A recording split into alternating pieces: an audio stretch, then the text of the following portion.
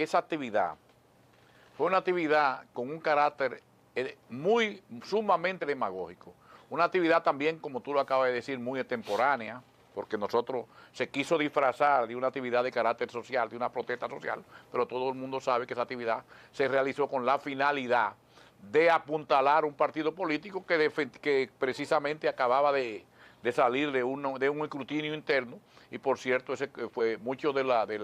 ese escrutinio interno de ese partido también fue muy cuestionado, porque al final de la jornada se elevaron a miembros de su comité de su comité político una serie de personajes que son muy señalados y muy cuestionados por la ciudadanía, y también el método de elección fue también sumamente cuestionado, porque muchos de sus miembros entendieron que se violentaron todas las normas democráticas y no se respetó lo que se conoce como el centralismo democrático, que debe prevalecer y que debe caracterizar a toda institución partidaria, a todo partido político. Y entonces, en cuanto a lo que pasó, nosotros vimos, por ejemplo, ahí los videos, las imágenes, y que están circulando en todos los medios y en la plataforma social, y vemos los memes, por ejemplo. Nosotros recordamos que el respetado periodista y comentarista Ricardo Nieves, él decía antes de la celebración de la marcha, que él decía que uno de los motivos de la marcha era enarbolar la lucha contra la corrupción. Entonces él le preguntaba a uno de las personas que estaban con él ahí, de los contertulios, de los comentaristas: fulano,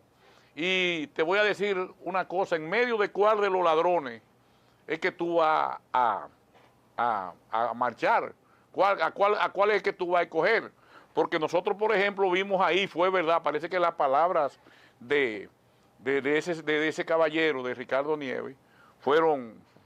se cumplieron al pie de la letra, porque nosotros vimos precisamente que parte de las personas que han sido señaladas por el dedo acusador de la ciudadanía del pueblo dominicano, precisamente fueron los principales y lo que más se dejaron ver pues, cuando esa marcha estaba desfilando, cuando esa marcha discurría por las calles o por el trazado que le tocó, que fue por sus organizadores. Bueno, nosotros vimos ahí, por ejemplo, a un señor llamado Ángel Locuar, que yo recuerdo desde hace mucho tiempo. Él fue el primer escándalo en el cual él fue mencionado, fue un escándalo en el cual él fue funcionario de la Universidad Mundial, y así ha vivido de escándalo en escándalo, y el último escándalo en el cual él ha sido señalado fue el que tú mencionaste ahí recientemente, que fue acusado y llegó a un acuerdo con el Ministerio Público y devolvió 220 millones de pesos. Es decir, que esos 220 millones de pesos él lo devolvió precisamente porque llegó a un acuerdo y asumió su responsabilidad como haber cometido un cohecho en el manejo del erario. Igualmente nosotros vimos ahí al senador Félix Bautista, que él ha sido también señalado, y en el caso, por ejemplo, de la Sunlan, se habla de que con el caso de las construcciones de Haití después del terremoto, también la Voz Populi habla de él, y hay otros más ahí que nosotros vimos que también son señalados, personas que inclusive se habla en los memes, se habla de los sin visas. Entonces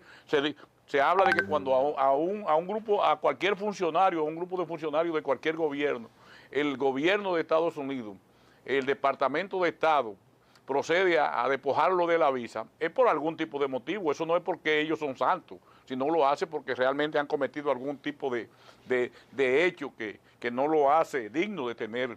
ese privilegio de esa visa que le otorga el gobierno norteamericano. Pero también, Benigno, vamos también a hablar un poco del discurso del señor